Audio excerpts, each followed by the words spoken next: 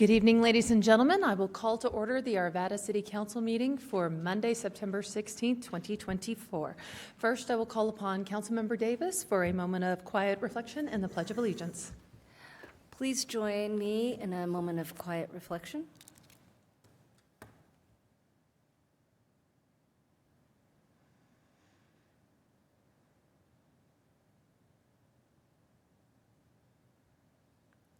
And now the Pledge of Allegiance.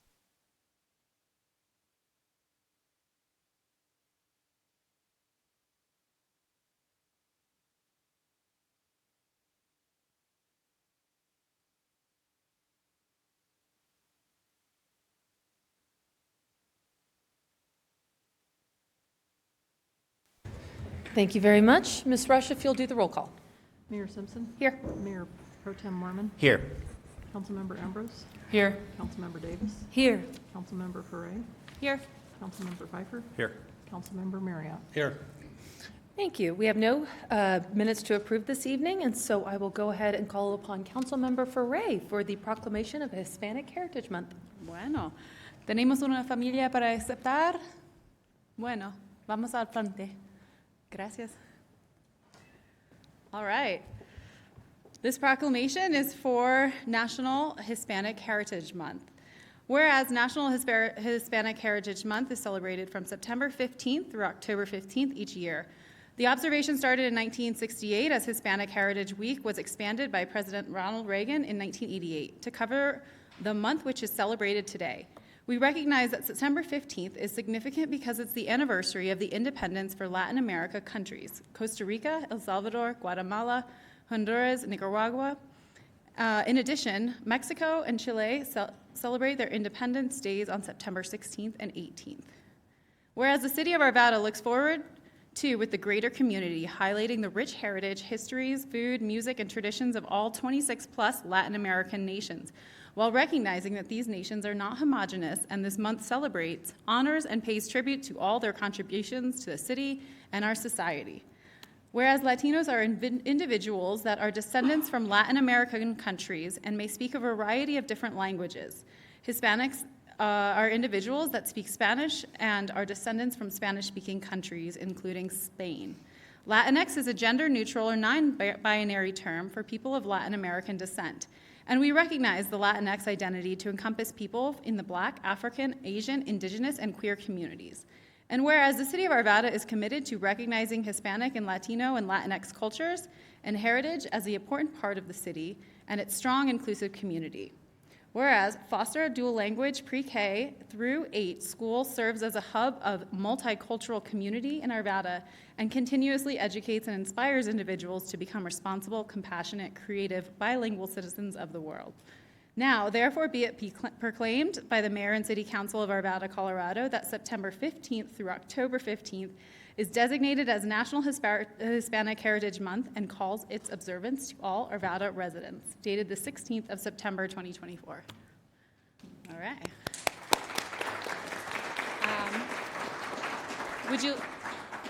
Would you like to say a few words, and then I'll come down and give this to you? Yes. Thank you for having me. I'm honored to be receiving this proclamation, to be giving this proclamation. I'm very proud of everything that we do at Foster, and my name is Kenia Quesada. I'm the Family Engagement Liaison at Foster Dual Language. I myself was born in Mexico, so this is a very special recognition for me because I came here when I was 6 years old, and I was that little girl that migrated and was trying to acclimate myself to a new country and a new routine. I know that it wouldn't be possible for Foster to do what it's done and to be what it is if it wasn't for all the families and all the cultures that come together as one. And I feel very honored that I get to be that person that brings them all together and that gets to identify each need and help bring them up and make them stronger. Muchas gracias por tenerme aquí. Gracias a todas las familias de Foster. Cuando ayudo, yo sé que lo hago de corazón. Y más que una escuela, somos una familia. Y es por todas las familias que yo estoy aquí y que he podido ayudar. Thank you very much to all the families that are here. At Foster, not only are we a school, we are a community and we are a family, and we have found a way to celebrate each other and to build on our strengths. So thank you so much. Thank you.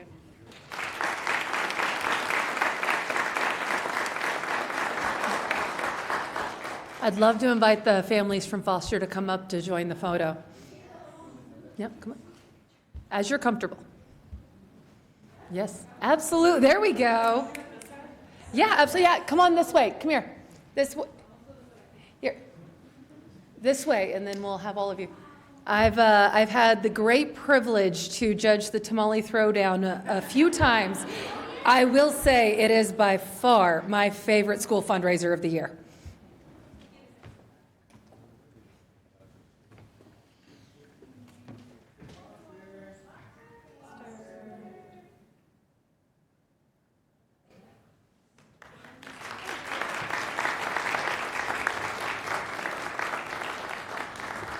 Thank you. Foster truly is a very special community.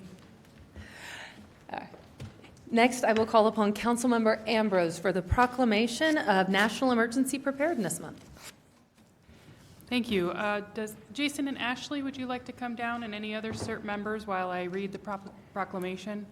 Thank you so much. This is really important for me as a trained wilderness first responder myself, and all the people in Arvada who have had to deal with national, well, not national, but the local disasters like the Marshall Fire and flooding. So thank you so much for everything that you all have done. Whereas the National Preparedness Month occurring annually in September creates an ideal opportunity for every resident of Arvada to join individuals across the United States in preparing their homes, businesses, and communities for any type of emergency, including natural, technological, and human caused. And whereas the Federal Emergency Management Agency announced the 2024 Emergency Preparedness Month theme of empowering Asian American, Native Hawaiian, and Pacific Islander communities to act today to prepare for future risks and disasters. And whereas we commit as a community to equitable resident participation in planning for and responding to disasters, and when residents working together with the government take responsibility for preparing their families and their communities, the chance of survival and return to normalcy following a disaster is greatly increased. And whereas the City of Arvada partners with federal, state, local, tribal, territorial, private, nonprofit, and community agencies and organizations to educate communities on local hazards and natural disasters and how to prepare for them, and the City of Arvada is committed to the equitable disaster relief and recovery services and non-discrimination to all communities in the event of an emergency or disaster. And whereas the City of Arvada informs residents on how to take action and receive services through its annual Preparedness Month campaign, and all residents of Arvada are urged to plan ahead for disasters and encourage their family and friends to do so by visiting the National Preparedness Month website at ready.gov for essential preparedness tips and information, and also the lookout alert system that is being displayed behind, not being displayed behind me, but it's on our screens. Now it's up. Okay, there it is. Sign up. And whereas all individuals who live, work, or play in Arvada are urged to register for lookout alerts so that we can be notified in the event of an emergency, keeping ourselves and our families and our community safe. Now, therefore, be it proclaimed by the Mayor and City Council of Arvada, Colorado, that September 2024 be designated as National Preparedness Month, and encourage the community to observe this month by preparing for emergencies before they occur. Thank you. Thank you. Yeah, I have a few things if that's okay. Please, go ahead. Yeah. So Madam Mayor, distinguished members of the council, staff, and guests here, thank you very much for inviting CERT to accept the proclamation of National Emergency Preparedness Month. I would like to mention and honor those who have bravely served Arvada, who are no longer with us: Gordon Beasley, Dylan Vakoff, and most recently Kyle Trombley. These men always showed up when the calls came, and we are lucky that they were in Arvada. We honor them and are grateful for their service. I'm Ashley Peets, one of the operations leads for Arvada CERT. CERT is a group of community volunteers, so your friends, family, and neighbors who have taken extensive training to be able to assist the fire department, police department, and emergency manager when called upon. We are prepared and ready. Are you? As you know, September is National Disaster Preparedness Month. Unlike other named months or days, this is a reminder that we all need to be prepared for the disruptions that a disaster can cause. One way to prepare is by participating in the emergency notification systems like Lookout Alert. I recently learned that in our city of 125,000 residents, only about 10,000 are on Lookout Alert. This is a most important tool for everyone as it ensures you get emergency notifications right to your phone. We have cards outside on the table as well as the QR code on the screen, so please take a moment and download it onto your phone. Check your smoke alarms. These save lives. They are good for 10 years. The date is on the back of all of your smoke alarms, and the fire department can replace them for free if needed. Do you have an emergency kit and a plan? If you need to evacuate, where will you go? What will you take with you? And how will you meet up with your family? Disaster preparedness takes the panic out of any situation, but it needs to be done in advance. So please take time this month to prepare your whole family, your kids, pets, yourself, and any others in your extended family. You will be glad you did when a disaster comes around. Ladies and gentlemen, this is Arvada CERT, and thank you very much. Thank you. Would everybody like to come down for a photo with the proclamation, please? Thank you. And I'll invite everybody to come along the front, just like we did with Foster, please. Yeah. Yeah. Large groups are always fun.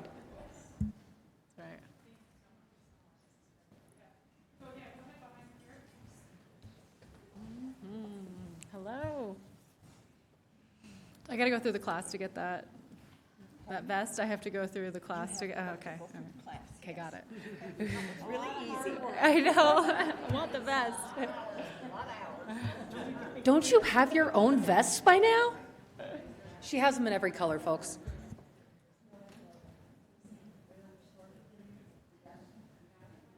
Sorry.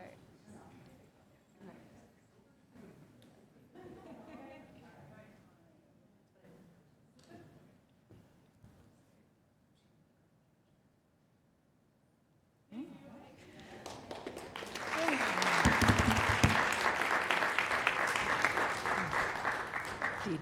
Thank you all for what you do for our community.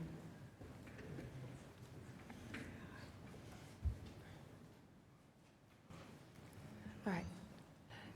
Next, we have the presentation of the 2023 year-end financial statement and audit presentation.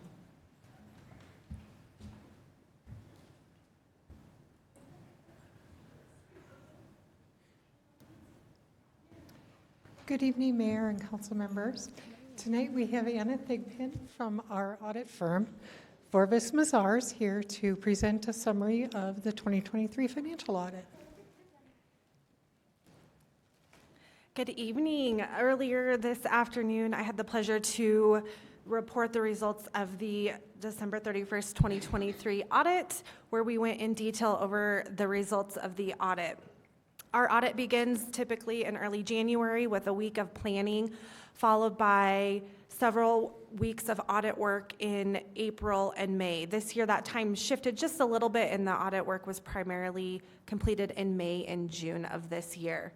That work is culminated with the results of the annual comprehensive financial report. So this big financial report is the result of a lot of work within the city as well as from us, your auditors. During our afternoon presentation, we did report the results of the audit, which resulted in a clean or unmodified opinion on the audited financial statements themselves.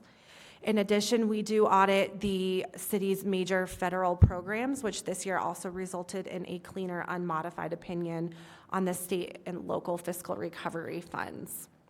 Other than that, I'm happy to take any questions, but wanted to thank you for allowing us to come and present the audit itself. It's always a pleasure to work with all of the many members within the city's management team that put in so much hard work for the annual audit. Thank you. Mayor Pro Tem Moorman. I just want to thank you for the work you've done with the city on the audit and presenting today to our subcommittee. I really appreciate the communications and the briefing that you gave. Thank you. Thank you. Just kudos to our financial department team. I know you put in a lot of hard work every year, and it always comes back with a stellar audit, and most cities can't say that. So thank you once again for another great year. Thank you. Thank you. All right, next we have public comment for issues not on the scheduled agenda. I have one sign up this evening. Hello, APAC. It's a pleasure to see you guys. Abigail Griffith, please. So name and if you are a resident of the city. Hi, Mayor and City Council. I'm Abigail Griffith. I live at 6820 West 62nd Avenue in Arvada. I am here representing the Arvada Park Advisory Committee. Arvada has built a strong reputation across the Front Range for its extensive, welcoming parks and open spaces. In 2016, the city set a goal for every resident to be within a 10-minute walk of a park and successfully met that. To keep up with this commitment and continue offering excellent outdoor spaces, APAC is recommending that the 2016 Parks, Trails, and Open Space Master Plan update be prioritized in the upcoming 2025 to 2026 budget cycle. The 2016 Master Plan will be 10 years old in 2026. This plan has reached its maturity, and a recent survey of local residents conducted by the Vibrant Community Network indicated new emerging priorities, including prioritize the maintenance and safety of parks, trails, and open spaces, prioritize sustainable design and green infrastructure by bluegrass conversion using native plants, stormwater gardens, and pollinator gardens rather than non-native species that need extensive irrigation. Address connectivity issues to close gaps between trails and ensure accessibility in our open spaces and park amenities. And finally, prioritize tree canopy and shade in parks, street right-of-ways, and on trails. The prioritization of our parks and open spaces contributes to the appeal of Arvada to the greater Denver metro area by creating great outdoor spaces which draw in visitors and new residents. Updates to the Parks, Trails, and Open Space Master Plan will enable alignment with the Sustainability Master Plan and the desires of Arvada residents. We appeal to you to prioritize an update to the master plan in the upcoming budget cycle. Thank you. Thank you very much. And all of council did receive the letter that APAC submitted, so thank you all for that as well. Is there anyone else in chambers who would like to address the council this evening? Ms. Rush, do we have anyone on Zoom? Seeing none, I will close the public comment portion of this hearing and open us next for our consent agenda. We have 3 items on the consent agenda this evening. They are R24-093, a resolution accepting a special warranty deed from the Urban Drainage and Flood Control District, doing business as a Mile High Flood District, conveying a parcel of land at 6000 Seacrest Drive, Arvada, Colorado, 80003-5444. R24-094, a resolution authorizing a grant application to the Land and Water Conservation Fund, LWCF, State and Local Assistance Program in support of the Gold Strike Park redevelopment. And finally, R24-095, a resolution authorizing a grant application to the State Board of the Great Outdoors Colorado Trust Fund in support of the Gold Strike Park redevelopment. Thank you. Councilmember Ferre. All right. I move that R24-093 through R24-095 be approved. All of council has cast their votes, and that passes 7-0. Thank you. Next, we have first reading. Mayor Pro Tem Mormon. Thank you, Mayor. I move that CB 24-012, an ordinance repealing and reenacting various sections of Chapter 14, Animals of the Arvada City Code that relate to the impoundment of animals, be approved on first reading, order published in full, and a public hearing set for October 7th, 2024 at 6:15 p.m.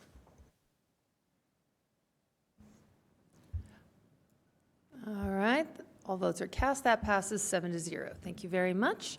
We have no hearings this evening, so I will move us into our workshops this evening. We are covering our climate action and sustainability plan strategies. I'd like to invite up our sustainability coordinator, Nalini Margaitis.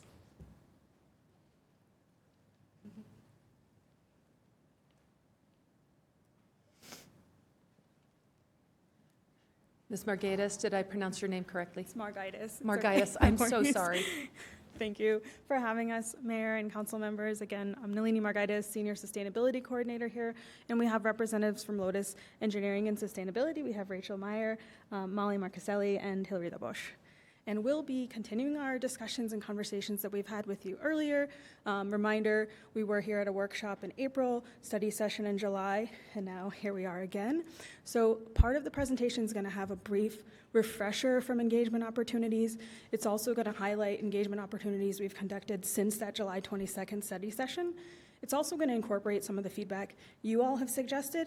And then our main purpose this evening is to focus on the strategies that have not yet been vetted by staff members. And so we'd like your opinions and having that feedback and having that dialogue. So without further ado, here's Lotus. Thank you so much, Nalini. Good evening, Madam Mayor and council members. Thank you so much for having us here tonight. As Nalini mentioned, we're here to provide you an update on the climate action and sustainability planning process. There's a brief overview of what we're going to cover tonight, but Nalini did a pretty good job of saying that, so we'll keep going. As this actually is our original project timeline. We've had a little bit of a shift, and we're going to extend the timeline a little bit to be able to take more time with the staff and with you, council, to be able to vet these strategies and really make sure that what we're choosing and our targets that we're creating are vetted and feasible within the city of Arvada. So this is just a look at our original timeline. Oh, I'll just cover it quick.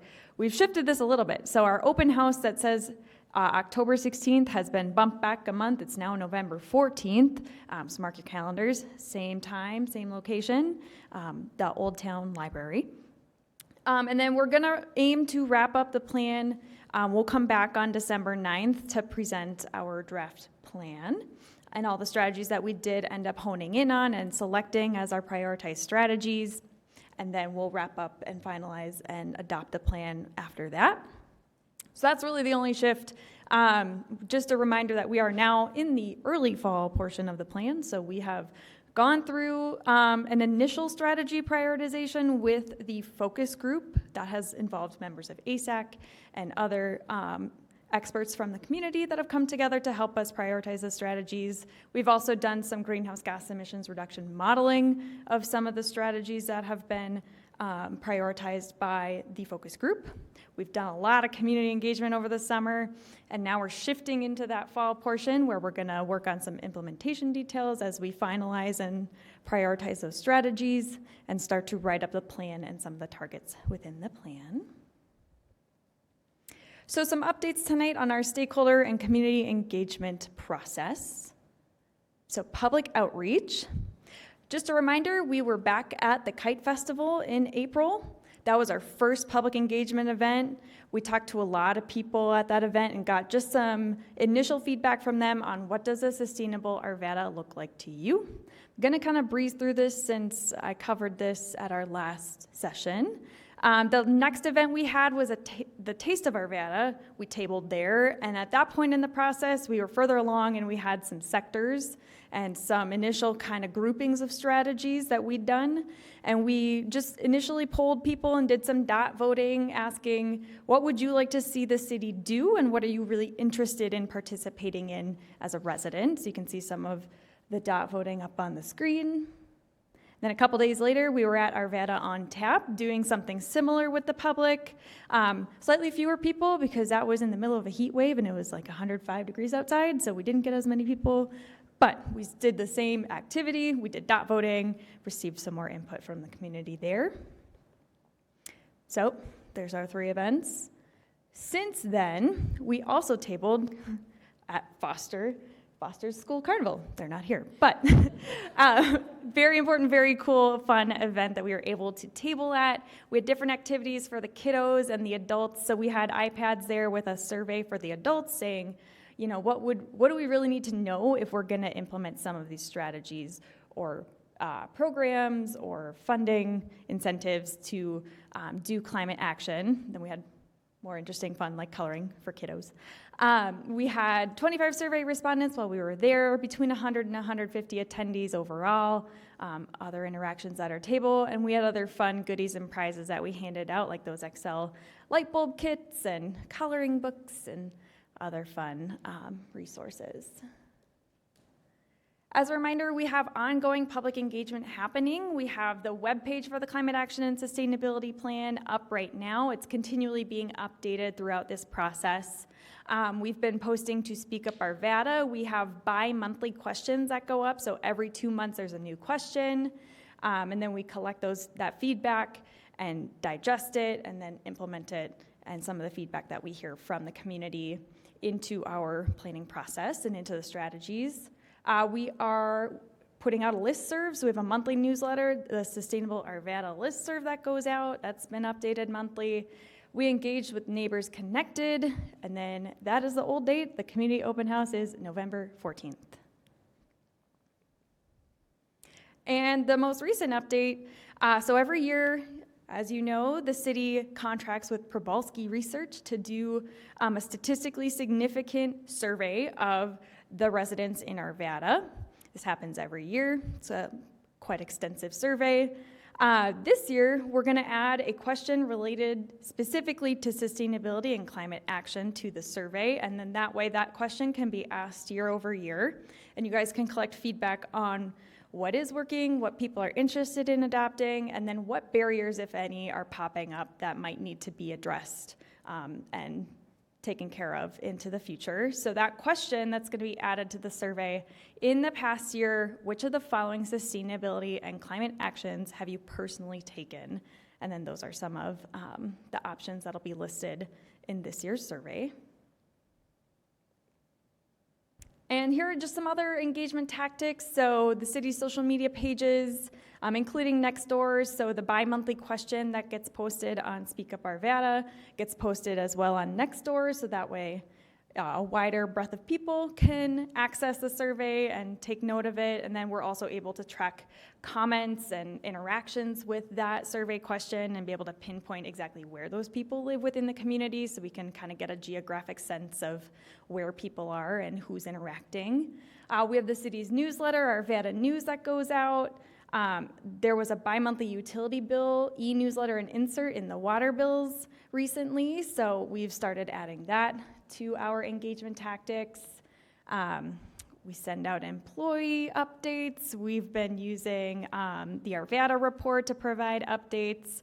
We're really trying to be as active and engaged with the community as possible and taking as many different avenues to really engage all parts of the population, as much as the middle 60% that sort of sits sometimes on the sidelines for engagement, as many of them as we can, to be able to get a holistic set of input into this plan. So I will turn over to Molly. So the next few slides are just going to highlight some of the emerging themes that we found through these engagement efforts. So as Rachel mentioned at the Kite Festival, and also the first question we asked on Speak Up Arvada was, what does a sustainable Arvada look like to you? And some of the things we heard were around waste services and expanding those to include composting, improving access to trees, parks, and trails, improving transportation, more access to solar energy programs for residents, affordable electricity, pushing for less development in Arvada, and also water conservation. And these are just some responses that we pulled from the website that we received with this question, just so you guys could see some of the responses we were looking at and that we incorporated into our strategies. So some examples here, Arvada getting a green waste drop-off site, a city wildfire mitigation program, removing parking minimums, getting out of our cars, open space and trees, mixed-use development, more housing options. So we got some really great responses from the community on that question. And then these next couple slides will highlight the themes we heard through the Taste of Arvada and Arvada on Tap tabling. And that coincided with the second question that we had on Speak Up Arvada, which, as Rachel mentioned, asked residents what types of programs and projects and initiatives that they'd like to see in the plan. And so this slide here highlights some of the key takeaways for the land use, water, and transportation sectors of the plan. So we heard affordable housing was important, walkability within Arvada was important, citywide water conservation, more access to rebates and incentives for water reduction and conservation, and under transportation, just improved public and active transportation options. And then this next slide has the next three sectors. So under energy, more opportunities for energy efficiency upgrades for residents, on-site solar opportunities. Under waste reduction and diversion, again, just expanding waste services to include composting service. Under community vitality and economic development, there was some interest around workforce development support and programs, community agriculture, and then just overall supporting local businesses. Really quick, Councilmember Marriott, you have a question? Yeah, would you go back one slide? Sure. Curious as to what does subsidized housing have to do with sustainability?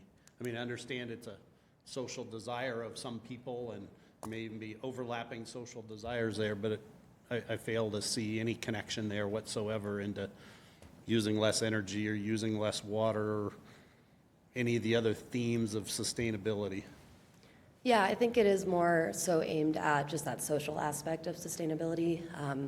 And one of our strategies under land use is around incentivizing affordable housing, and that we could allow developers to maybe build more units in developments. And so that compact development sort of has ongoing sustainability impacts as well. But the thing you had there was about subsidized housing. Again, I don't see the connection, other than that some of the people who are in favor of one might be in favor of another or whatever. My suggestion to you would be that if you want this to be meaningful, it needs to be targeted and directed. If it's just the wish list of some segment of the community and everything that they wish for goes in this, it loses its relevance. Mm-hmm. So I would suggest, as you work on these themes and as you start looking at what kind of strategies you're going to put forward, that you do so in a way that's focused on what this is actually supposed to be, and not just encompass everything you can dream of to put in it. Okay, we'll definitely consider that. Thank you. Councilmember Davis. Yes, thank you. Thank you for this presentation. So in terms of transportation, where you have improved public and active transportation, since we do, as a region, we rely on RTD, and as you know, that during and after COVID, they clawed back a lot of the routes, specifically the ones in the Northwest that were supposed to take people down to the transit hub so they could take the G line wherever they go. Understanding that this is a concept, improved public and active transportation, I guess I'm wondering what your vision might be, or your concepts. Yeah, and we've heard through the community and through our focus groups that there are limitations with RTD and access to funding. So some of our strategies in transportation revolve around more education and just getting people more comfortable with taking the public transportation options that exist. There's a lot of mention of the G line, so maybe encouragement of taking that more. And then there's a lot of education around, being able to bring your bikes on the bus. We heard that a few times. So I think it is a lot of more education campaigning for that, but we do have some strategies also in the land use, in the land development code, trying to maybe allow for more transit-oriented development as well to just support that community concern that we heard. And I'm interested also to understand, in terms of water quality and conservation, as we are almost a build out. So now we're not building out, we're actually building up. And so we are increasing our population, and certainly those are some affordable housing options.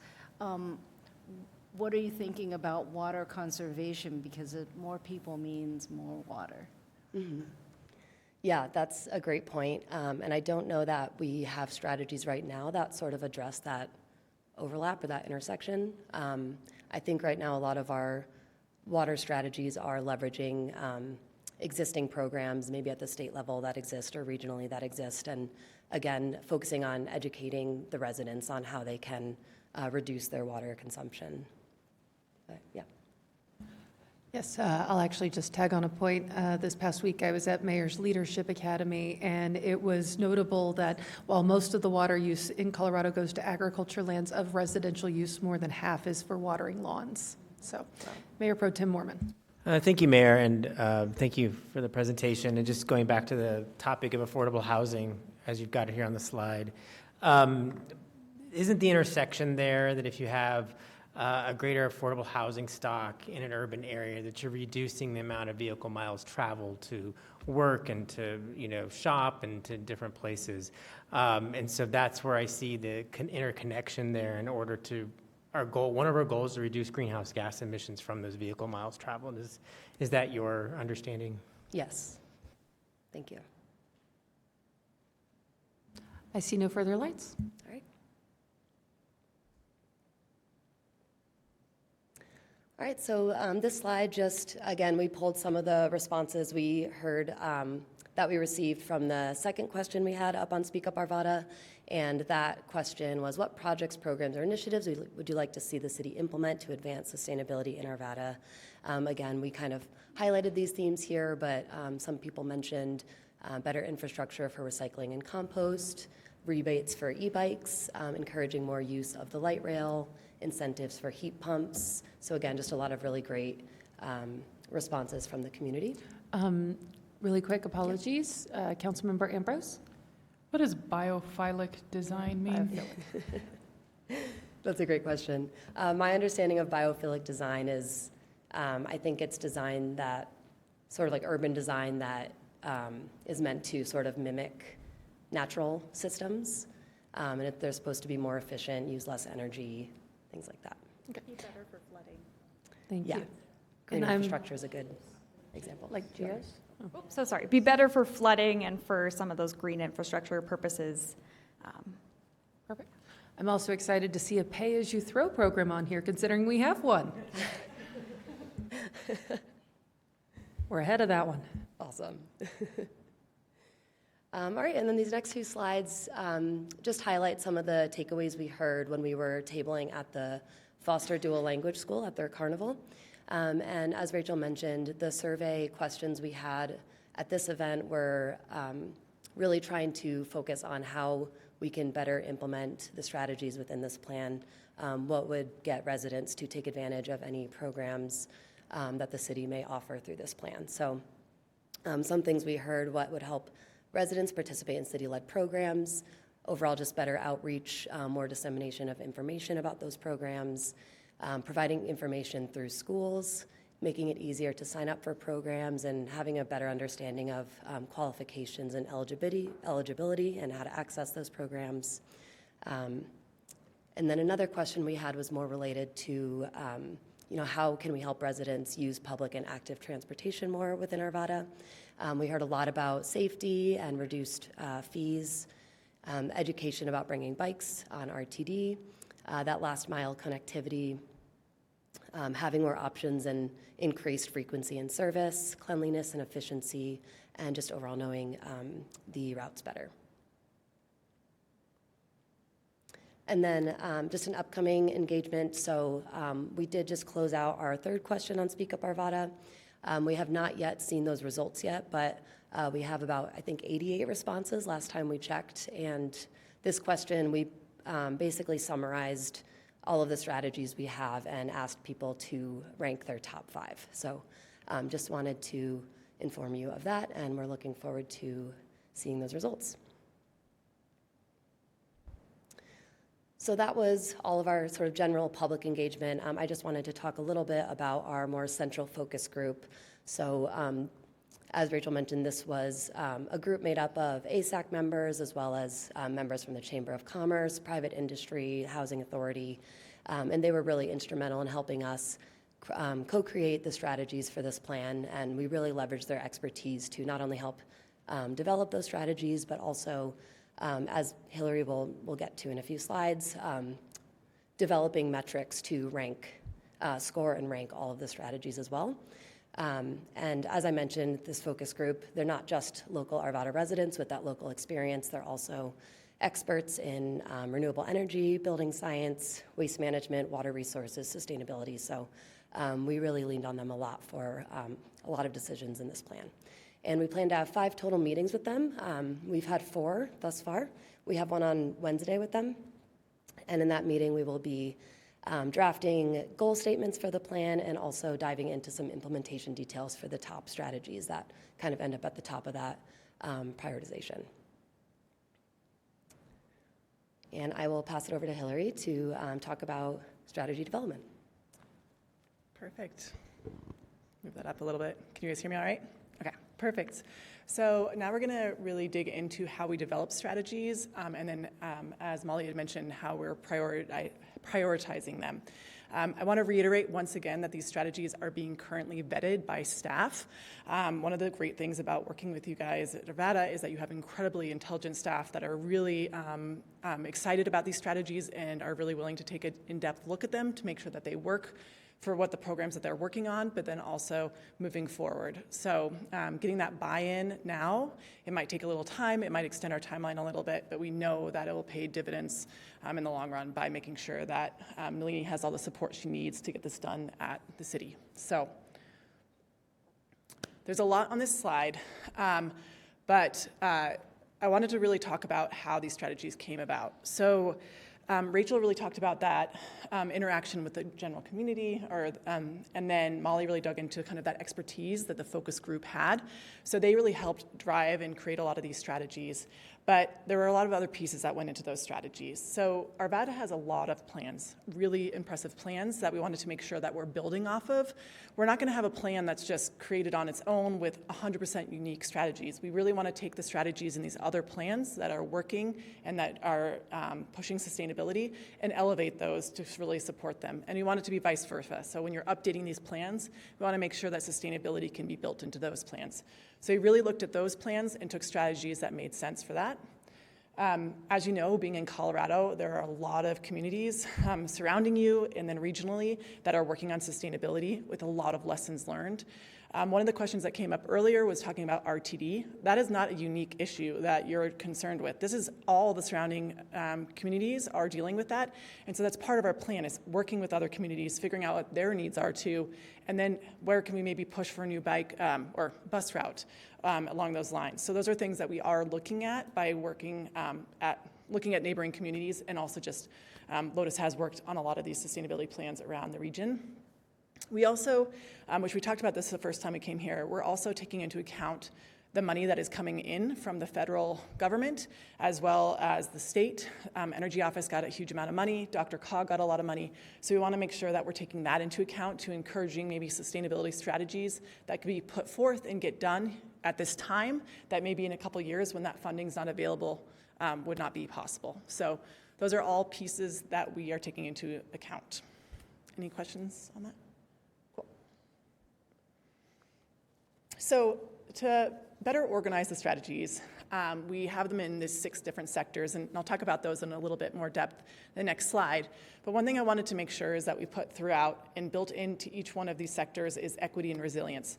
So we heard earlier about how important being prepared for natural disasters are from one of the presentations earlier. So we want to make sure that resilience is part of each one of those sectors because they're all incredibly critical for a successful Arvada in case of a climate disaster or being prepared for it.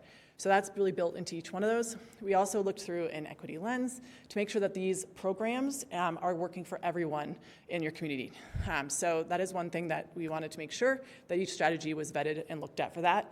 If it was something that we did not think was going to be eligible or work for a lot of the community members, we tried to figure out different ways through actions or altering the strategy slightly to make sure that it does work for your entire community, just not one sector. So 3 of the strategies or sectors are up there. So the energy and the built environment has renewable energy, energy efficiency, and building electrification, which is moving away from natural gas to electric heating. That had a total of 14 strategies. Water quality and conservation, I know there were questions about that. There are 11 strategies that we have, which have everything from green infrastructure, the biophilic design, like you had mentioned, making sure that stormwater is taken care of is a big thing. Water quality and then water conservation. We can definitely talk about that in greater depth once I get there. Land use and urban design. So that's, you guys are doing a lot of work in that space for the land development code. But there is also, we also heard earlier too, with the parks and green space, you guys have already achieved being able to, everyone walk within 10 minutes to a park. I live in downtown Denver. I wish that was the case. It's not. So huge success there, and a lot of people are really interested in having more strategies around parks and green space. Transportation, 13 strategies. Those were the gamut. So electric vehicles, as you can imagine, active transportation, which if you don't know what that means, it's just biking and walking and really feeling safe. Basically, how do you make sure that the city is set up where people do feel comfortable to walk to the grocery store or walk to the coffee shop instead of getting in their car? Anti-idling is a very common one just because of air quality issues. And then waste reduction, always a very popular one, really important. You guys are doing a lot of pay-as-you-throw, as you mentioned, which is huge. And then the community vitality and economic development, definitely there were some conversation around food systems and how to improve those in some of the areas as part of this plan. Okay. So, actually, before I jump on, I wanted to make one clarification, is that there are a lot of strategies in there that you guys are already doing. As I said, you guys are doing a lot of really amazing programs. You're doing a lot of education out there. It's good to have a plan that's based off of what you guys are doing and supporting that and encouraging that. It's really also good feedback to hear that some people did not know that you guys are doing those things, because what are ways that we can promote that? So the education side of things, the pay-as-you-throw, as you mentioned, education around biking, like Molly had talked about. There are a lot of things that you guys are doing really, really well that we wanted to elevate and really kind of highlight. There's also some strategies in there that are due to mandates that you're required to do. So we want to make sure that those are included. Some people might think that's redundant because you're going to have to do something, whether it's updating your building codes, but we really want to make sure to call those out, because even if it is mandated with the state, there are ways that you can make it better for your community or easier to implement. So an example would be building energy codes. There are different ways that you can make those more specific to your community. So we wanted to make sure that those were called out. And also know that this plan is not something that's going to happen all tomorrow. Nalini, that would be magic if you could do that, but really it's over time. So we do have strategies in there that we know are not going to be done in the next 2 years, 3 years, but are going to be something that we can keep in mind through different budget cycles or look for grant funding when it comes available. So those are just things I wanted to call out. So altogether, we have 60-some strategies. Some of those will be maybe eliminated through staff feedback. Some additional ones might be added. However, we know that Nalini can't do it all. We want to take into account there's limited budget, limited staff. So we really wanted to make sure to prioritize those strategies. In order to do that, we really identified through the focus group and meeting community members what those community values and priorities were. So we came up with 5 metrics, which I'll show in the next slide. And then we wanted to, with the focus group, rank those different metrics. So if there's 5 things called out, what do they think are the most important things for the community to consider?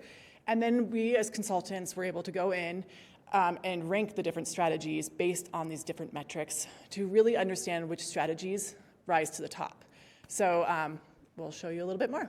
So these were the 5 metrics that came up over and over again from talking to the general public, the focus group, also talking to staff. It was equity, local prosperity, environmental and resource intensity. So that was separated out from greenhouse gas. So greenhouse gas is its own metric, but when you think of environmental and resource intensity, think of water use or water quality or stormwater, or you could even think about just natural gas reductions or anything like that, energy efficiency. So those were in there, and then feasibility and simplicity. So that's a really important metric. How feasible is this? How popular is it? Goes into that metric. The focus group during their last meeting and through a survey said that they actually wanted to rank these all evenly. So each one of those is ranked at 20%. And the reason they thought that each one of those should be ranked is they think they're all incredibly important, and that through that, by making them equal, their thought was that the strongest strategies would rise to the top. So that is how we've ranked all the strategies, is based off of those 20% each. Councilmember Furray. Was funding or fiscal note not a variable? So yes, that was under the feasibility, basically was taking into account, is it feasible? Do you have funding available? Also, if it's going to increase the amount of like FTEs that you would need, we also were ranked that lower on feasibility because it's harder for the city to do that. Got it. So we really took that into account in that feasibility. Thanks.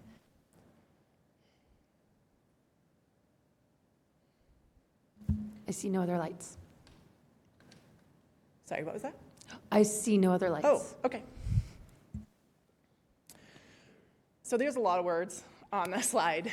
And so Nalini just wanted to give a little taste of some of the strategies that have been highlighted in all this work that we've been doing. So what I'm going to do is I'm going to do the top 3 from each sector. One sector actually had 4 that were in the top 10, so I do include all those.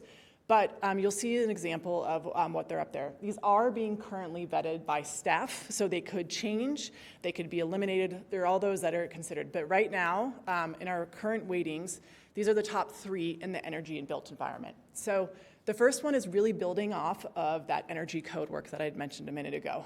You guys are doing, the state is requiring you to adopt energy codes, the most recent ones, but what are ways that you can maybe make them maybe push a little further if you're comfortable? And it doesn't have to be 2024 version, it can be 2027 when the next round, because they get renewed every 3 years. So that's one strategy. You have a really streamlined building permitting process. It was actually pretty amazing to hear that a lot of it turns around within 1 to 2 days. I have never heard that in working in this field for 20 years. But really continuing to make that more streamlined to ensure that solar permitting and all that does not, electrification doesn't struggle to get that done or slowed down by the permitting. So that was highlighted as well. One of the laws that went through was basically Xcel Energy is administering a program to really try to, well, first, avoid any new gas systems. Not as big of a deal in your community because, as you said, Sharon, I believe that you're fully built out. You're kind of doing more infill. So not necessarily, but trying to figure out what are good places where you can decommission the existing gas service. And so that is another one of the strategies that was ranked. Councilmember Davis. Thank you. Whoops. Thank you for that. So we can't avoid new gas systems. The neighborhood I live in was built in the 50s, and it's all built with gas furnaces, and it's all overhead electrical lines, and we have transformers and whatnot. So while I think this is a good concept, until we can underground things or get more people on to gas because they're furnace, or get on to electric because furnaces are currently gas powered. I know mine is, and when we updated to another gas furnace. And then you have gas appliances, dryers are a big one in my neighborhood. So this definitely is going to be, let's concentrate on new and what we can do, and then if we can retrofit, I would see where that is. And I'm going to wait for another slide, but what I am a little disappointed in terms of greenhouse gas in the built environment, I would like us to consider some, for Lotus to consider some biophilic ideas such as permeable parking lots, permeable landscaping, because right now our stormwater system is all built on impermeable surfaces. And I know in other communities, Lakewood, I used to work for Federal Heights, we gave incentives for putting in permeable parking lots for things like churches that are only used once or twice a week. So those are some of the unique ideas that I haven't seen in any of these project concepts, and I think we need to revisit some of that interesting thought process. I love that. And there are definitely strategies that we will get to around kind of that land use and design that does include those items, but calling them out and making them more important. I mean, as you said, there are so many great easier wins, I would say, of making like parking lots permeable and stuff like that, that could be implemented. Also, there is funding out there where this would be a good time to be considering some of those. As for the electrification of buildings, 100%, every community is trying to figure out how to kind of cross that threshold.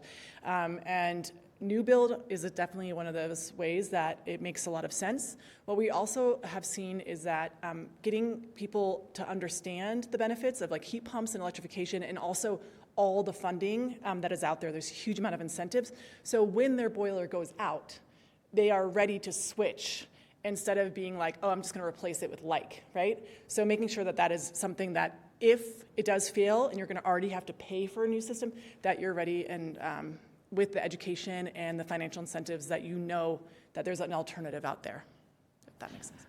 Thank you. Mayor Pro Tem Mormon. Thank you. And just to kind of build off the conversation about the avoiding new gas systems, I just learned about the Colorado Energy's office's geothermal energy grant program. And right now they've got an opening for these thermal energy networks. And I think there's a really exciting opportunity, again, for us to be on the competitive edge of looking at how we can put in, because geothermal, when you have to drill it in your own private property, is very expensive. Yeah. But the idea to create some kind of like similar to solar gardens where you have geothermal wells that you can then tap into that's already on a larger plot of land, and it doesn't have to be on your plot of land, can really reduce that cost. And so I think this is an exciting grant opportunity that I hope we can look at as part of our strategies to get into. And you know, when we're having to tear up our roads for other reasons, that's a great time to then go in and put in this kind of infrastructure that we need, again, planning for the future. So I hope that's part of our strategic planning.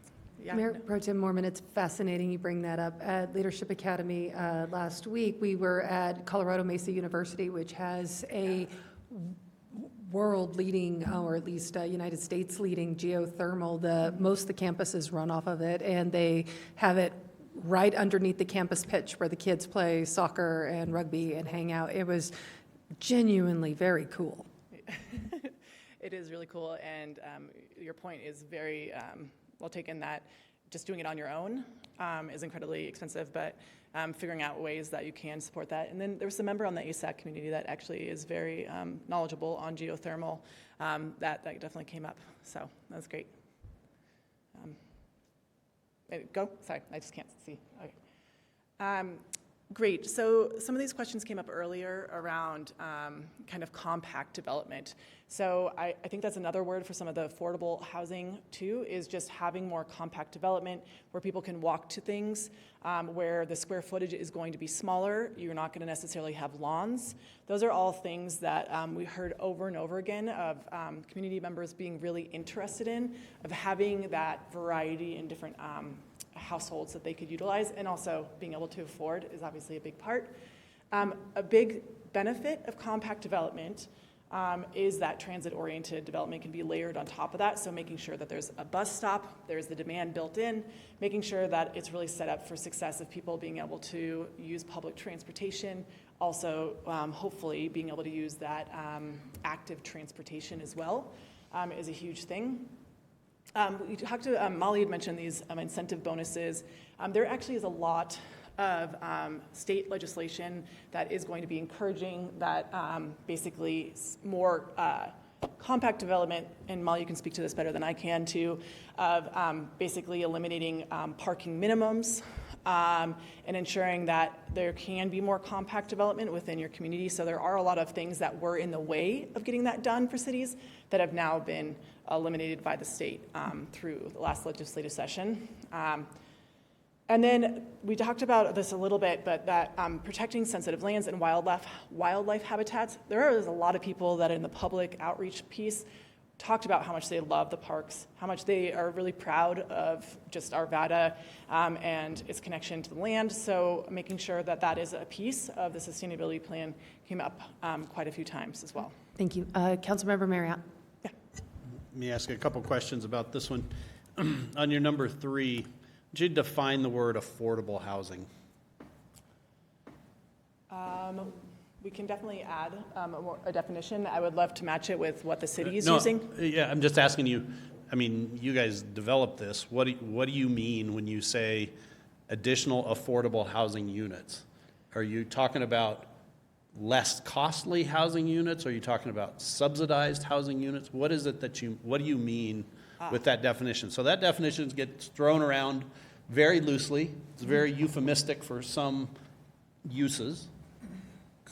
Mostly, we see it used as a euphemism for subsidized housing. People say, oh, we need to develop affordable housing. What they're saying is we want subsidized housing, but they don't like the word subsidized. They want to use something that seems more innocuous. But my previous question to you was, you seemed to say that's not what you meant at all, that what you meant was just build it denser so that it's lower cost. And I'm wondering, since this is a strategy here, is the strategy to build stuff that can be built at a lower cost, or is the strategy to add subsidized units? Because we've used the definition twice in two different ways now.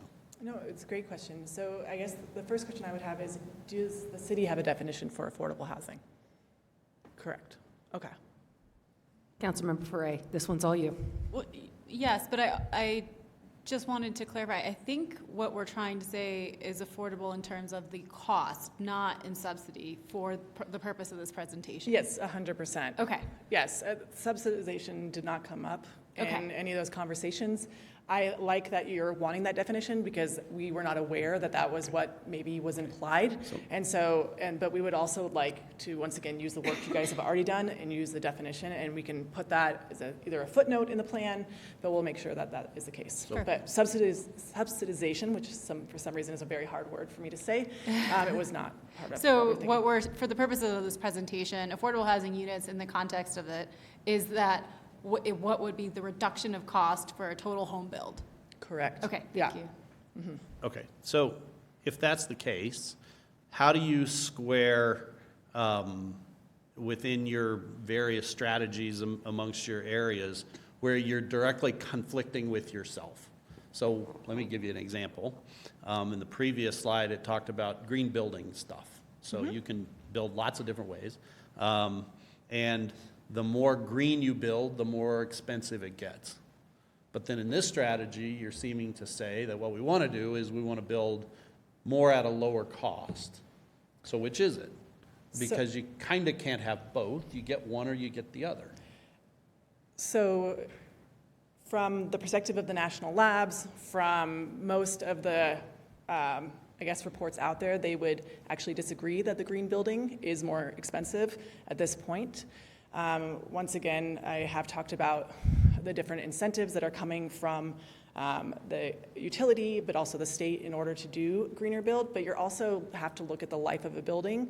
And I know that a lot of housing that is not green, people's utility bills are their second largest or third largest cost. And so how do you build to ensure that also the house and everything for the long run is less costly? So you have to take a picture of the whole thing is what I would think. There are different ways that green building can be more expensive, but that's going to be part of that staff conversation of them kind of vetting to make sure that that's not part of that green code. Okay, so I guess I would challenge you on that a little bit, and I would encourage you to, when you create plans where you get everything, you get cake but you don't get fat, you kind of get everything you want, people will know that's not true. You build a house with a thicker wall cavity so you can put more insulation in, it's absolutely greener. It's absolutely more expensive, right? You install a heat pump instead of a gas furnace, the heat pump may be greener, but it's absolutely more expensive. I realize you're also adding a third element in there. Well, yeah, but if somebody else is subsidizing it, I'm not talking about the net cost. I'm talking about the actual cost of stuff. And so my question just is within the plan, and you don't have to answer this, and you don't have to have a good answer for this. I'm not sure there is a perfect answer for this. Is that within every plan like this that's extensive and seems to try to touch everything that people do, there's trade-offs. And there should be trade-offs. There's trade-offs in life and everything you do. This doesn't seem to ever look at or address any trade-offs. You mentioned, well, we got to consider the energy usage of the house over the life of the house. Well, the person who's building it now cares about how much it costs. The person who's going to live there for 50 years probably cares about how much it's going to cost each year. Those two people may not be the same, and they're not going to have the same interests, and you can't just assume that those interests are the same because they're not necessarily. So just things to think about as you move forward with this stuff, that the more practical, reality-based this stuff is, the better chance it has of being useful to the community. The other thing I'd like to ask you is, you have some of these strategies, and we're seeing some of them, we're not seeing all of them, but have you value tested any of these when you communicate with the community or our sustainability group or our staff or anything like that? And let me give you an example. You can say, one of our strategies is everybody in Arvada should drive an electric car. Okay, that's a good strategy. But if it costs everybody $50,000, is that worth it? And so that's a value test. You have to test these things for value. And so my question is, within the plan, are you doing that anywhere? So definitely we're looking at the strategies, as I said, through those 5 different metrics that we mentioned, one of them being feasibility. So is it feasible for everyone to go electric? No. Is that something that we would recommend? No. So we are taking into account that realistic aspect, because we're not going to be setting up Nalini and then Arvada for a plan that won't move forward, because we really want to have realistic goals and that push, but are attainable, right? So yes, we're not going to be recommending in that, and that's also, once again, having that conversation with his experts from the focus group, and then also having the great staff of Arvada that are going through and saying, hey, we know our community really, really well. This will work, this won't. So definitely have different ways that that's able to be tested. Thank you, Councilmember Furray. Yeah, thanks. Just so we can clarify a little bit on this, the cost savings, let's say with a 30-year household, we have about 10% savings operationally, about 20 to 30% utility bill with HVAC savings. And the upfront cost is around 10% for housing that's more energy efficient. So if we just play with some of those numbers, the 30-year cost savings would be that almost double of the upfront cost of a house. So just to clarify, what you're saying is when we look at it long-term, that the cost savings is almost double the upfront investment of what you're saying. Yes, and I would also, there's been some really great studies that have, local studies, such as like the Denver electrification plan, that very much makes it clear that making those updates is a lot better to do it right now than wait, because it's a lot harder to do than upgrade, right? And Correct. Change out your building. So doing it when you're in the beginning, when it's a little bit of a clean slate or a large remodel, there's a lot of cost savings than doing that within 4 years. Right. 5 years. And historically, the lowest interest rate of a loan is a house. So it's better to put that in with your mortgage than to do an update and have to put it on a loan that's a higher interest rate. So both of those would lead to it being a smarter investment on the front end for energy efficiency for a homeowner. Yeah, there's definitely a lot of different ways that you can think of these things, but yes, I would 100% agree that there's a lot of benefits for that. We've also seen in the real estate market that houses that do have green things listed in the MLS, that they sell a lot quicker. So there's a lot of benefits that we've been seeing as a community. One thing that's been also really great being in Colorado is that we work in a lot of communities where they have a lot of people that have never heard of a heat pump before. We're in the Denver region in the Front Range where you have a lot of contractors that are trained and ready to go, or going to be trained through this huge Dr. Cog grant, which was, Rachel actually was one of the biggest reasons that the state brought in that. How much is it? $200 million. So she led that effort. And a lot of that will be like the workforce development to ensure that that challenge is a little bit easier. But Yep, anyways, thank you. I see no more lights. Thank you. So the next one are just some transportation. There were a lot of transportation ones. The two with the asterisks are ones that were in the top 10 strategies. The anti-idling one was, I think, 15th currently. Anti-idling is something that we hear a lot from community members. And so that's one of the reasons that it was ranked how it was. But I'm not sure how much you have going on currently with that. The travel demand management we talked about is really having those alternatives to owning a vehicle. I know most people that I know that are in their 20s that are living in a more urban environment would love to not be as dependent on their vehicle if that was possible. Obviously not across the board, but having that available is a great benefit. And then signal timing came up quite a bit. And people just don't like sitting at a light. This is an example where we want to make sure that we're working with the staff to see what is already being done there, what is possible on that signal timing, and also if there's reasons to signal timing of natural ways to slow people down. Those are things that we want to make sure are fully vetted before that goes into the plan. Water quality and conservation, that top one came up quite a bit. There is a lot of homes that have, well, you had mentioned, Mayor, earlier, the amount of water that's used in Colorado for lawns.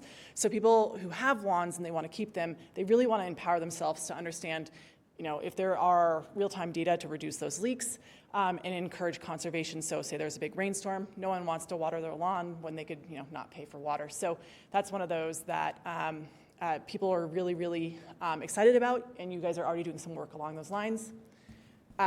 River and creek cleanups, a lot of the community members, sustainability, that's what that means to them, is really a cleaner environment. So there was a lot of interest in that.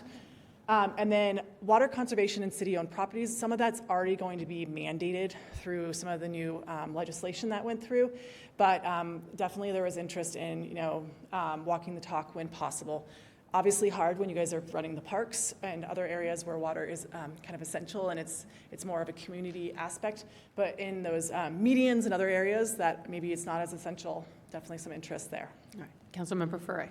We have a conflicting view on water policy because right now the money that we make is the more people use, the more money we get in. And that's something that we were talking about just recently with our water team. And so have you discussed with your team ideas on how we can change that perspective and that policy? Because right now it's it's an enterprise, right? So it goes back to them.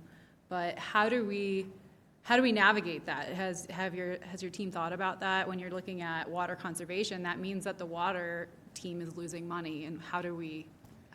So this was, sorry, I keep on looking at, just because you were on the call with staff, so I'm sorry, I don't mean to be like, but one of the great things that we had with conversations with staff and the vetting is that they said that exact thing last week when we were having conversations of being like, there is a negative incentive of doing conservation and some really big consequences. So what are different ways? They'll know better than the action items of making that better. We're also really happy to dig into that more to see what other communities have done, but that is definitely not a unique situation for a community. There are definitely a lot of negative incentives out there.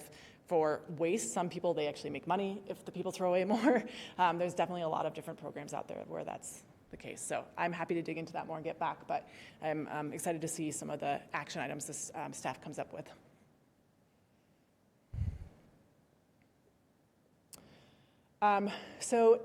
Waste reduction, requiring recycling and composting service to be provided at all commercial and multifamily developments was something that definitely came up a couple times, especially at the multifamily, is having that ability to divert waste. It was really popular with the community, but also came up in the focus group as an important thing.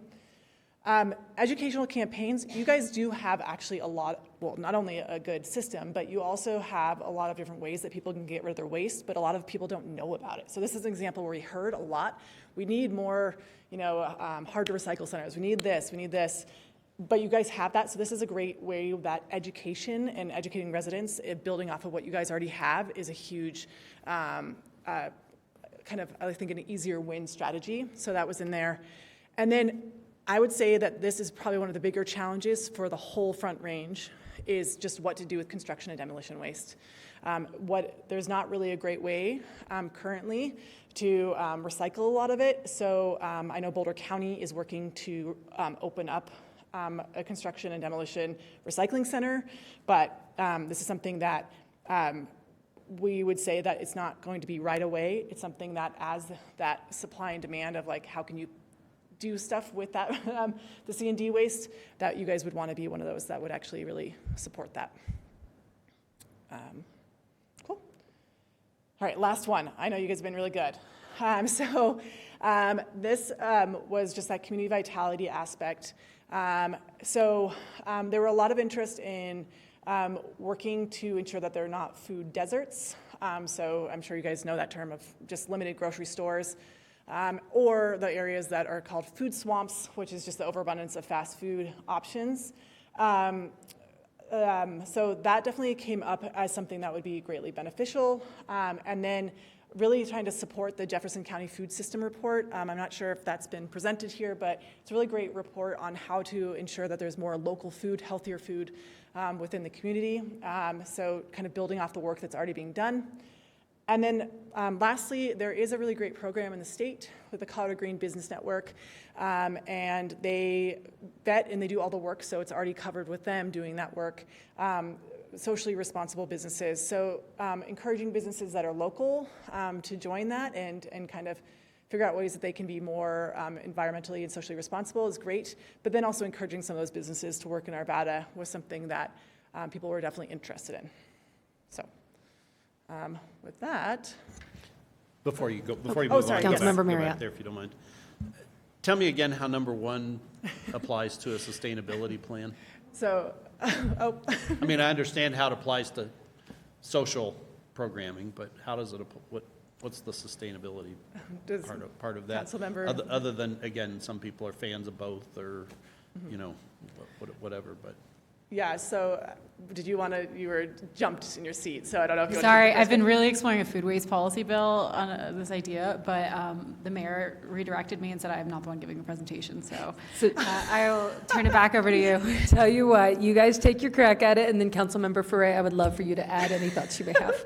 I love that you're taking a deep dive. So no, right when I said this, I knew you were going to ask, like, this is an overreach. This is keeping it more localized. I knew exactly that you were going to ask that, which is great. It's good to be challenged and think through those things. So in the beginning, I talked about how if there's other plans that are out there that are doing work that would normally fall under kind of sustainability, how we can kind of elevate that work and support it through this plan. It doesn't mean that Nalini is working on it directly, but it is one of those of like, how can this work really support that? Once again, I know your concern of like, it shouldn't support everything, but sustainability, we look at it, and Arvada defined it, and the focus group defined it as kind of the bigger picture of it's health, right? It's like you're being able to be a healthy person. You guys are in a community that's in a non-attainment area where air quality is really rough. It causes asthma, right? Having active transportation has been shown to make people a lot healthier. So trying to make those connections of the importance of sustainability and public health is a big critical piece of sustainability. This is also, you guys are doing quite a bit of work when it comes to backyard agriculture and trying to encourage people also to grow some of their food. I believe you have on your website chickens and goats. Yes? Sorry, I had looked at that a while ago. But trying to also encourage that local food is incredibly important. And so those are some of the reasons. And then if you want to take the next crack at it. Right, so when we look at what causes greenhouse gas emissions, the second biggest emitter in Colorado is food waste. And so it's about 37% of our food goes to the landfill. So that's the equivalent of about 42 coal plants running year round. So when we look at how we can reduce some of our environmental impact, food is number 2 in terms of waste.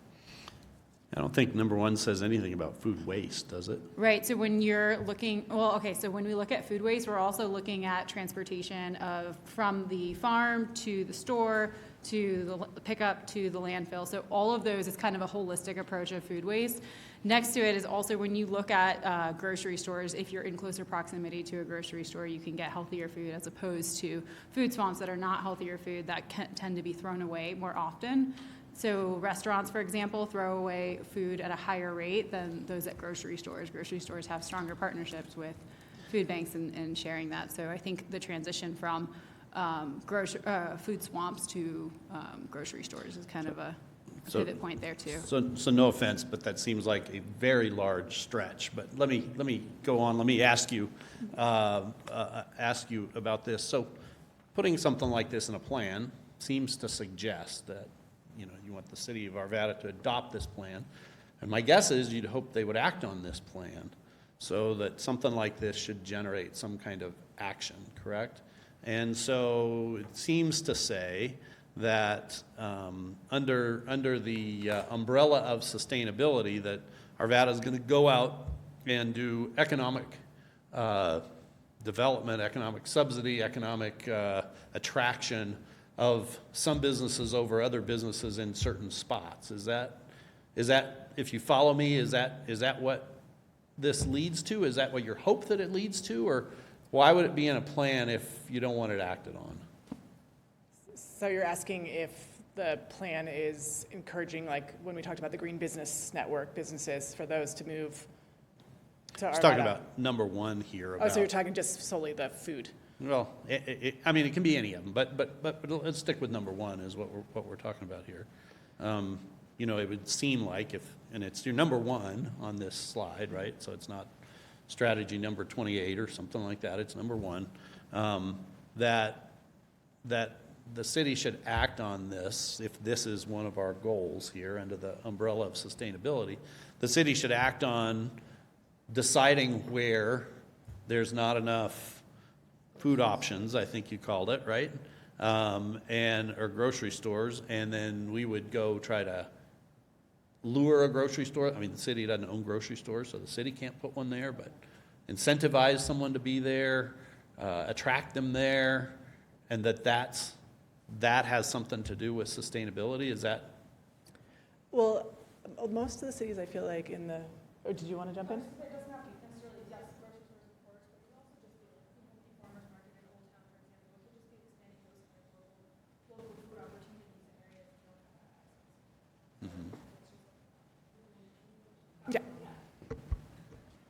Sorry, I was just mentioning the farmers markets that we already hold, for example. So it doesn't have to be specifically, I mean, this food desert example does, specify grocery stores, but from our standpoint, in terms of like what can we do, like you said, is maybe incentivizing farmers markets in other areas apart from, one region of Arvada where maybe there's just more need and people don't have that access. So that's just one example.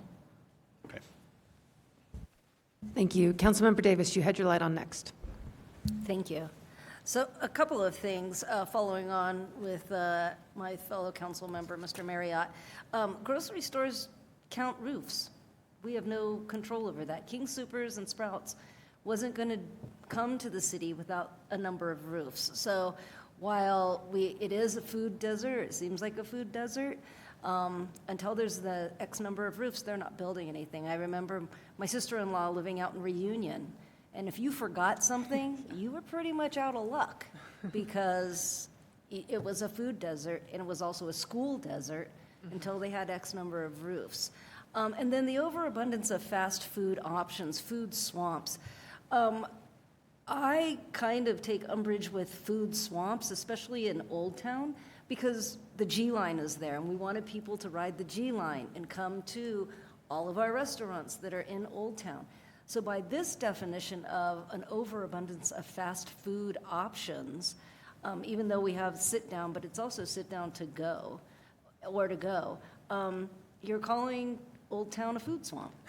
And I don't, it's, well, I'm just saying, we have a lot of restaurants and a lot of fast food.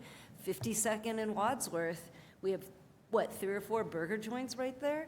So I think we have to, it's kind of contradicting in we want walkability, but we don't want food swamps. So I think we need to really think about that. If you listen to the people in the Northwest Arvada, they are clamoring for restaurant options.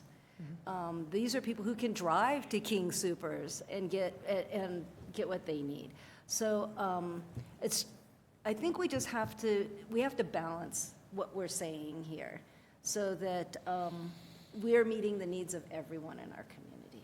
Thanks. Great. Thank you for the feedback. Thank you. Councilmember Ambrose. Yeah, I'll just note that I really appreciate the amount of community engagement that you did and the places that you did community engagement. It doesn't surprise me that a grocery store is something that a lot of residents want. When I talk to my residents in District 2 in Southeast Arvada, They talk about that they are living in a food swamp because, yes, we're bringing in people into Old Town off the G line from different areas for all the festivals that we have, but people live there year-round, and they want to be able to walk to a grocery store. And they can't walk to a grocery store, and this disproportionately affects seniors and other people who have mobility concerns. And so one solution that you may want to look into is there's places that do grocery delivery, which has been shown to be more sustainable as well, because it is a way to distribute food instead of having 30 neighbors drive to the King Soopers that's all the way at 64th and Sheridan, or all the way down on Ralston on the other side in this food desert kind of area next to the interstate. You have something like Kroger's or King Soopers or Pine Mellon that is just dropping off on their morning deliveries all through the neighborhood anyway, and it's much more efficient. So if there's a way that we can figure out making that more important for folks, that could be a way to win both goals in having more food accessibility and lessening our carbon footprint. The next thing, which brings me to my next point, which I don't see in any of the strategies, I saw it in one of the demands, but a communication strategy. Because there's a lot of misinformation. People do not understand what's a subsidy, what's a benefit, all these different things. I've heard, various things from folks. And I think people just don't really know how it is more cheaper now to switch over to green technologies. Like, using myself as an example, I got solar panels in 2022 on a $40,000 loan that was at 1%, which has now lowered my utility bills by $100 a month. During that install, I had an upgrade of my electrical panel to go from 100 amps to 200 amps, which allowed me to completely electrify my home. I got an induction oven from a knockoff place. There was like a dent in the front, so I was able to get that for cheap. I got a new electric dryer from Lowe's on a Christmas special for less than $100. I bought a electric lawnmower. It has a cord instead of a battery, but it was a return from Lowe's for $25. And you can lease a brand new Nissan Leaf for $20 a month in Colorado. Wow. $20 a month. You can get a brand new car, electric, and you have to get you can either use the charging facilities that are around town, like outside of King Soopers, and you can charge up for the entire week while you're at a grocery trip for your daily driver kind of things. Anyway, so my point being is that it's possible to do this on the cheap before getting any subsidies at all from Excel or the federal government. Like the federal government for my solar panels gave me $13,000 on my $40,000 system. I didn't need it because my monthly payments were $100 less than my utilities anyway, because when we have foreign situations like the Ukraine gas crisis and all those things, and all of a sudden these fossil fuels spike up, I'm on the grid, electric, and I'm putting power into the grid, and so my bills are totally predictable and sustainable. And I think people are really missing that. They're missing out how all the federal programs are. They don't understand how a heat pump costs as much as a gas furnace these days, or electric water heater costs as much as a gas heater does, that they're pretty much equivalent. The only thing that a gas heater, water heater can do is like the on-demand heat, instead that the tankless systems, gas and electric, aren't quite there yet. But so what are your strategies for better education for folks so they know what subsidies, what's affordable, and how they can electrify to be part of, to lower their bills and have it be better for them overall in our community? Great question. There are a lot of strategies that are about that education aspect. They maybe were not in the top three just because of that ranking, where it was really like highly ranking greenhouse gas reduction. While it might lead to it, it wasn't necessarily scaled as high. But I wish Sean's not here, right? No. He has a lot of really great ideas on how to really utilize a lot of the great outreach tools that you guys already have as a community. We've started a newsletter that is definitely gaining traction, and then just figuring out different ways to kind of push out like what's already available is a huge piece. But it is definitely something that when you see the final plan, you'll see lots of strategies that are around, once again, really elevating what you already have available, what also And I like the idea of doing community stories, of being like, your neighbor's done this before, like, and how did they? Because it would have not occurred to me to go to, Lowe's and get a dented one, but that was a great story. So, yeah. Yes. Yeah, I mean, because I think cost, especially for our seniors, is a huge, like, you can replace your lawn, but if you don't have the ability to do it and you don't have the $500 for the Garden in the Box program, how do you do it? Like, I was able to do it by smothering with cardboard and then just planting native stuff that, nurseries are going to throw out anyway. Like, there's definitely ways that you can be sustainable without looking at the top, commercial commodity. Oh, $500 for a Garden in a Box program. That's out of reach for a lot of people in my district. 100%. Thank you. And if anybody wants help with that education and planning, please contact Councilmember Ambrose. She's very good at this. And the only other thought I have on this, to point one, with incentivizing the development of grocery and other food-based services, I too tend to agree in District 2 there is need, perhaps as part of our pocket neighborhood planning and zoning that we created a couple of years ago, maybe micro grocery or neighborhood grocery marts could be an opportunity to bring some fresh food options without it having to have the full installation of a major grocery store. Great. All right. Thank you. We will be back in a few months. Additional questions, anybody? Oh. Councilmember Ferre. Just when you're back, it would be really helpful to overlay the citizens' responses of the top things they wanted over like the top recommendations that you have, just to have kind of a visual of what the community wants versus what your methodology says is best to do. Okay. Thank you. Sounds great. We'll definitely do that. Thank you very much, ladies. Appreciate you. Of course. Thank you. All right, that concludes our workshop portion of this evening's agenda. I will now open the 5-minute public comment, and I do believe we have one this evening. Mr. Brett Vernon. All right. Full name, and if you are a resident of the city. Good evening. I am Brett Vernon. I'm one of the board members for the Leiden Rock Metropolitan District, and I am here with my Leiden Rock hat on. My community has dangerously poor cell phone coverage, and we are trying to solve our own problem related to that. The first handout I have, these probably isn't in order, but is a map which is in green and purple. Purple is bad. Purple means there's no coverage inside the home or outside your home. That is pretty much directly down the throat of Barbara Gulch. We had one proposal that was rejected because it would have only provided service for one provider. So we rejected that one, and we are looking for a better alternative. Let's see if I have the right one here. We noticed that we have a very unusual parcel of land in our community that's owned by the Metro District. I'm sorry, it's taking just a second to find it here. Hey, Brett, if you have pictures, you can put it on that there, and we can let the audience see it as well. On the table. Yeah. Yes. Thank you, Councilmember Fiver. Yeah, because it's hard to describe. And, Brett, there's a glare on your screen. Would you like to use, thank you. Councilmember Davis, use those, please.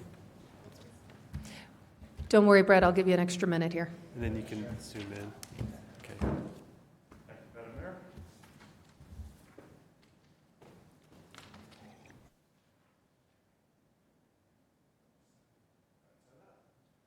This is land owned by the Leiden Rock Metropolitan District. We've got this funny little piece of land right here. There we go. Can it make this any more difficult? Yeah. You know what, I'll keep an eye on it. Thanks. We have this weird little parcel of land that the Metro District owns that is right up near the railroad tracks. That was deeded to the Metro District as part of an environmental remediation.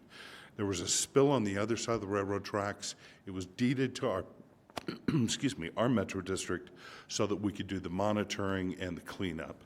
The monitoring's done. We've got a no action report, but now we have this landlocked piece of land, which is fortunately right at the very top of Barbara Gulch, where our poor cell coverage comes through.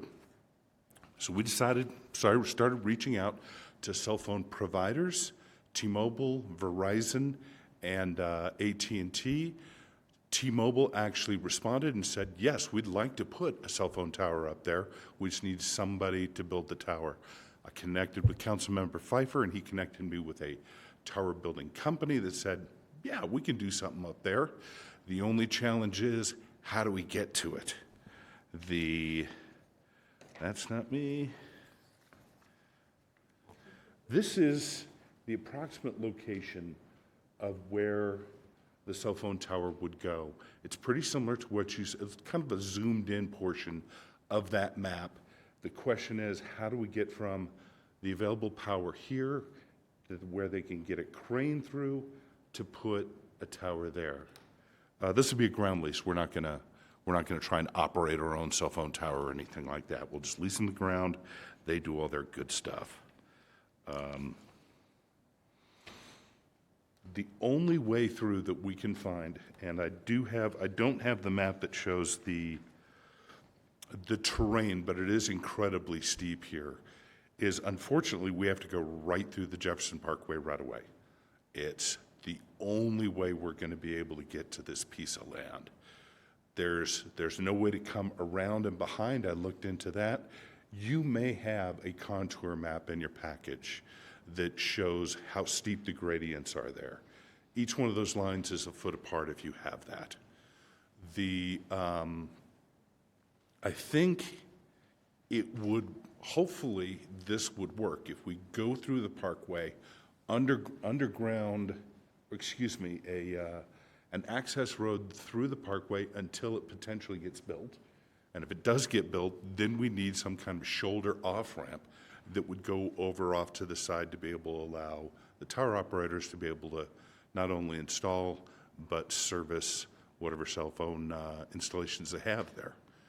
So the tower company is going to be making this formal ask.